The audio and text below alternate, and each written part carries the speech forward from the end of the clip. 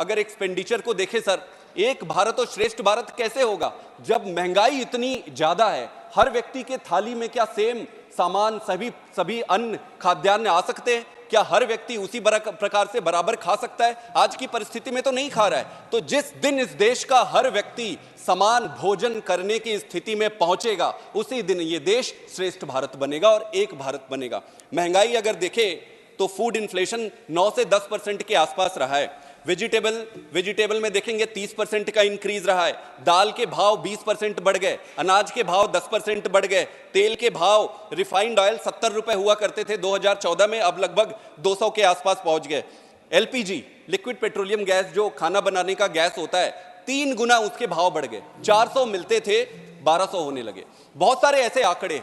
मैं सिर्फ मूलभूत बात यह रखना चाहता हूं कि जब तक इन चीजों को व्यवस्थागत तरीके से एड्रेस नहीं किया जाएगा, यह महंगाई दूर नहीं होने वाली है। आपकी कमाई तो थोड़ी बढ़ी, महंगाई बहुत ज्यादा बढ़ गई। अब आप ओवरऑल ये देखिए कि पिछले दशक में एक व्यक्ति कितनी बचत करता था और इस दशक में कितना बचत कर रहा है। यही एक मूलभूत और बड़ा सिंपल तरीका है यह देखने का कि क्या हमारे देश की अर्थव्यवस्था और क्या बढ़ी है और क्या लोगों का जनमानस का जीवन स्तर ऊपर उठा है। बहुत सारे और आंकड़े हैं, लेकिन इनके अलावा अगर मैं इंस्टीट्यूशंस पे बात करूं, इंस्टीट्यूशन, आप बैंकिंग सेक्टर ले लो, 10.5 लाख करोड़ का हम राइट ऑफ कर रहे हैं। आप कहते हैं एक भारत श्रेष्ठ भारत। एक भारत बनेगा कैसे? अगर एक गरीब आदमी 1 लाख का लोन लेता है, 50,000 का लोन लेता है, तो उसके घर बैंक के अधिकारी पहुंच जाते हैं, कॉलर पकड़ के उससे बैंक का लोन वापस लेते हैं। दूसरे तरफ ऐसा होता है कि अगर 5,000 करोड़ 10,000 करोड़ का कोई लोन लेता है तो उसका हाथ पकड़ के विदेशों में भेज दिया जाता है। ये कैसा देश है? गरीब अगर लोन लेता है उसके लिए दूसरे नियम, अमीर एक, तो मुझे भी ये लगता है कि लोन 1 लाख 2 लाख का ना लेके 1-2 करोड़ का, लाख करोड़ का लोन लो, फिर उसमें छुटाने की भी जरूरत नहीं पड़ेगी और सरकार भी हाथ पकड़ के बाहर लेके जाएगी। कैसे एक भारत श्रेष्ठ भारत बना पाएंगे हम?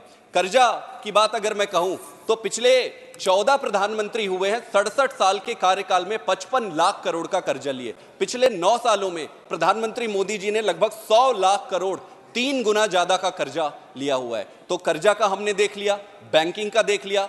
बैंकिंग की सेक्टर की हालत खराब है।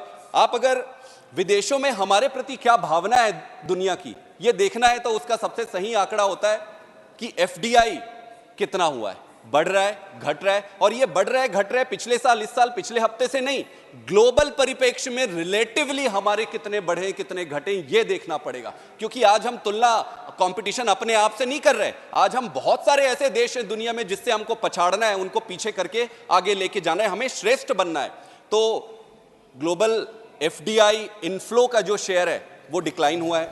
आप सॉवरिन क्रेडिट रेटिंग होती है, एक क्रेडिट रेटिंग होती है। जैसे गांव में आप जाओगे, किसी को उधार देने से पहले से कहते हैं कि भाई इसको उधार मत देना क्योंकि ये तो वापस ही नहीं करता है, इसको उधार मत देना, इसके पल्ले 4 पैसे नहीं है। एक आदमी होता है, बोले हाँ इसको उधार दे दो, ये आपको वापस करेगा। वो एक क्रेडिट रेटिंग होती है। आपके क्रेडिट कार्ड की भी रेटिंग होती है, देश की भी क्रेडिट रेटिंग होती है। क्रेडिट रेटिंग जिस तरीके से स्टेगनेंट है पिछले दशक में, ये स्पष्ट दर्शा रहे हैं हम पांचवी बड़ी इकोनॉमी बन जाए, तीसरी इकोनॉमी बन जाए, पर विदेशों में हमारे अर्थव्यवस्था के प्रति बहुत ज्यादा लोगों में उत्सुकता नहीं दिखाई दे रही है। आप डेप्रिसिएशन अगर देखें तो $1 मोदी जी के आने के पहले 58 रुपए के आसपास, 54-58 रुपए के आसपास हुआ करता था।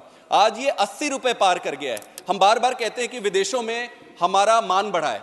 भाई विदेशों में मान कैसे बढ़ता है? विदेशों में मान 2 ही तरीके से बढ़ते हैं। एक तो होता है हमारे संस्कार, हमारी संस्कृति, जो हमारे कलेक्टिव व्यवहार जो है उसके कारण परिलक्षित होती है विदेशों में, और दूसरा होता है पैसा।